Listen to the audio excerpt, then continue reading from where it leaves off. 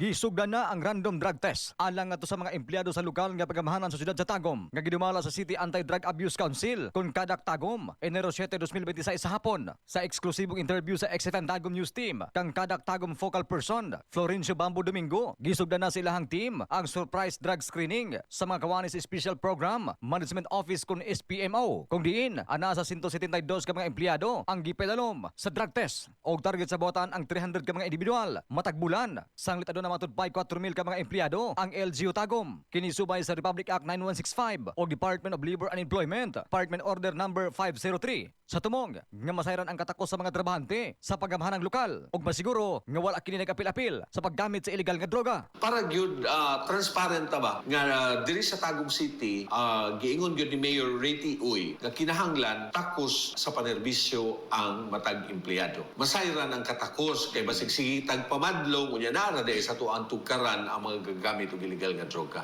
Mato di Domingo gikataktang ipalalom sa drug test ang tanang departamento ubos sa LGU Tagum sa dili pa matapos ang tuig 2026. Lakip na ang mga barangay functionaries o elected officials sa 23 ka mga barangay sa Dakbayan. Tanan departamento muagi gyud og drug test.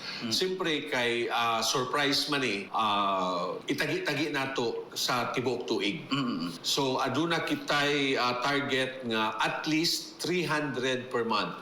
Gibutiag usab sa tigmamaba nga ang kasual o regular nga empleyado kansa magpositibo hatagan kini og higayon nga mapailalom sa regular rehabilitation program sa pagtuo nga ang drug addiction o sa mental disorder apan ang mga job order o project base. Dako matud pa ang posibilidad nga matangtang sa trabaho. Anaa kitay proseso no ilabi na sa ato ang mga casual o kanang regular. Hatagan sila og chance nga makarehab because we believe nga ang drug addiction is a mental disorder. Okay. So kinahanglan siya nga ma-rehab o mahatagan og intervention.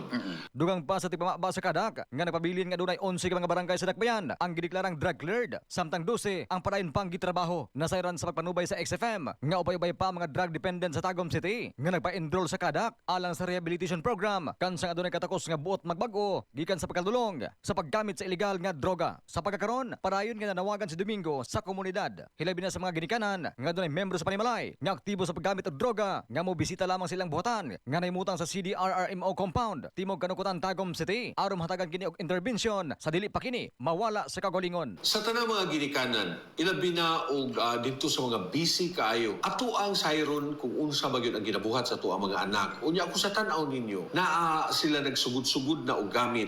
Ibutang nato ang marijuana o ang shabu. Kinahanglan gyud nga ato ang hatagag pagtagad. Para mulami ang ngisi, magsanton vitamin C alang sa nakayusang Pilipino para sa Pilipinas, katropang Larsanyol, XFM News.